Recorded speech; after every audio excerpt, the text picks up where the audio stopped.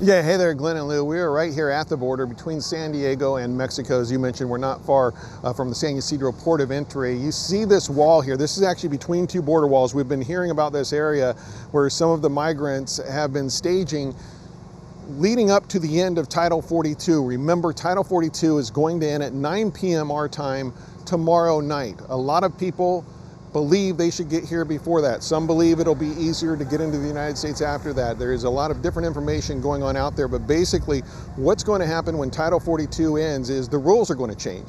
So under Title 42, which was put in place as a health order during the coronavirus pandemic, it basically allowed folks at the security at the ports and Border Patrol agents to quickly turn around and send people back into Mexico or back into the countries where they came from, even if they were claiming asylum. Under previous rules, if you were claiming asylum, a lot of times you'd go through a process, you would have a credible fear interview, and sometimes be allowed to go into the United States and wait for a hearing. That was still happening to an extent under Title 42. However, Title 42 allowed United States Border Patrol and Customs officials to turn more people away under that order. Title 42 ends tomorrow, so they're going back to Title 8. Title 8, they announced today they're going to implement or enforce basically some rules under Title 8 to try to let migrants know it's not going to be a smooth ride. It's not going to be easier, to try to let them know not to try these dangerous treks or not to try to come across the border illegally. One of the things they're going to do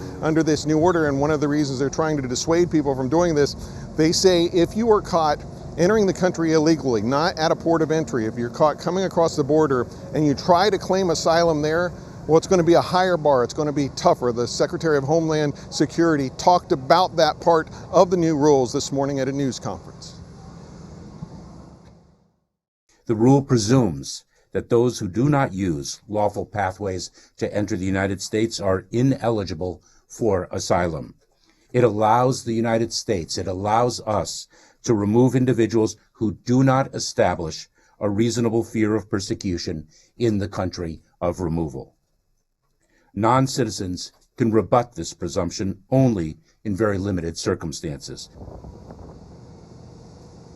Nonetheless, there has been a lot of criticism of the federal government, their response and their approach to this issue with Title 42 ending and the surge at the border. Among the most critical, Governor Greg Abbott of Texas. He actually announced earlier this week he was sending a special unit of the National Guard to the border. You might be seeing some video right now. This is some new video that came in today that shows what appears to be some of those units turning away some migrants who are trying to cross into Texas illegally. Now, there is going to be something else happening here. We heard, had an interview earlier today with Congressman Lou Correa of Santa Ana. He said that here, near the San Diego border, there is going to be not an operation like you're seeing in Texas. We don't expect anything like that, but an operation nonetheless to try to discourage some of these people that are coming to the border to stop and take legal pathways.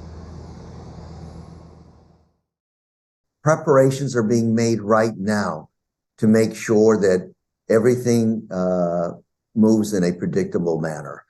Tonight, as a matter of fact, Wednesday night at 9 p.m., according to Port Director Marin from San Ysidro, there will be, in her words, a show of force. So at least about 9 p.m. tonight, you may see a temporary closing of the border for about 5 minutes.